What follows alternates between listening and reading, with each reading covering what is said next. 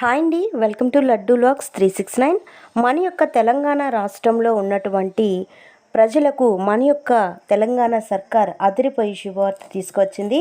కొత్త పెన్షన్లపై good news అయితే చెప్పారు మంత్రి పొంగులేటి గారు. దీనికి సంబంధించినటువంటి పూర్తి ఇన్ఫర్మేషన్ ఈ వీడియోలో నేను మీకు తెలియజేస్తాను. మన ఛానల్ని మొదటిసారి చూస్తున్నట్లయితే ప్లీజ్ సబ్స్క్రైబ్ చేసుకోండి. గవర్నమెంట్ నుంచి వచ్చే ప్రతి చిన్న అప్డేట్ ఎప్పటికప్పుడు నేను మీకు తెలియజేస్తూ ఉంటాను. అలాగే లైక్ చేయడం మర్చిపోకండి. మీరిచ్చే లైక్ వల్ల మరికొంతమందికి మన వీడియో రీచ్ అవుతుంది. ఆలస్యం చేయకుండా వీడియోలోకి వెళ్ళిపోదాం. మన యొక్క తెలంగాణ రాష్ట్రంలో మహిళలకు సంబంధించి పెన్షన్ అనేది 2016 రూపాయలు వస్తుండగా దానిని 4000 రూపాయలకు పెంచుతూ ప్రభుత్వం నిర్ణయం తీసుకోబోతుంది. ముఖ్యంగా వితంతు మహిళలు, ఒంటరి మహిళలు మరియు ఇతర అర్హతలు కలిగిన మహిళలు ఈ యొక్క పెన్షన్లకు అప్లై చేసుకోవచ్చు. ఇప్పటి వరకు అప్లై చేయడానికి అవకాశం రాని వారికి ఇప్పుడు అవకాశం అయితే కల్పిస్తారు. సో మే నెలలోనే మనకు 31వ తేదీ లోపల ఈ దరఖాస్తులు స్వీకరిస్తున్నట్లుగా తెలుస్తోంది. సో ఆ తర్వాత పెంచిన పెన్షన్ మొత్తాన్ని అమలు చేసే అవకాశం కూడా ఉన్నట్లుగా మన యొక్క ప్రభుత్వం వారు చెబుతున్నారు.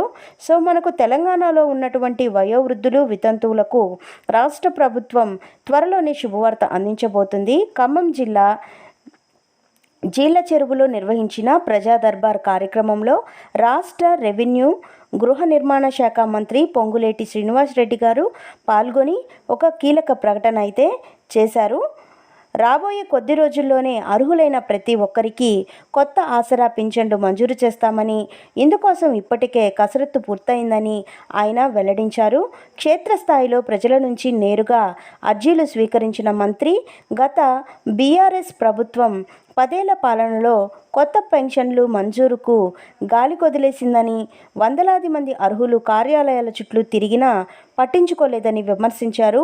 కాంగ్రెస్ ప్రభుత్వం ఏర్పడిన తర్వాత సంక్షేమ పథకాలను పారదర్శకంగా అమలు చేయడమే లక్ష్యంగా పెట్టుకున్నామని, రాజకీయాలకు అతీతంగా అర్హత ఉన్న ప్రతి ఒక్కరికి పింఛన్ కార్డు అందజేస్తామని మంత్రి హామీ ఇచ్చారు. ప్రజాపాలన దరఖాస్తులను క్షుణ్ణంగా పరిశీలిస్తున్నామని, త్వరలోనే రాష్ట్ర వ్యాప్తంగా కొత్త లబ్ధిదారుల జాబితాను విడుదల చేస్తామని స్పష్టం చేశారు.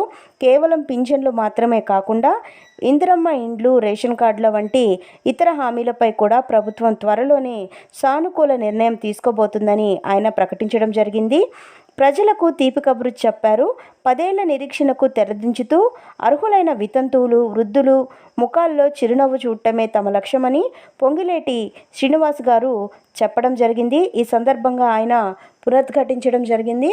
సో ఇదివరకే మనకు సీఎం రేవంత్ రెడ్డి గారు కూడా తెలంగాణ ముఖ్యమంత్రి చెప్పడం జరిగింది. చేయుత కొత్త పెన్షన్ల మంజూరులో బీసీ కులాల వారికి కూడా మేలు చేయాలని ఒక కీలక నిర్ణయం తీసుకున్నట్లుగా కూడా చెప్పారు.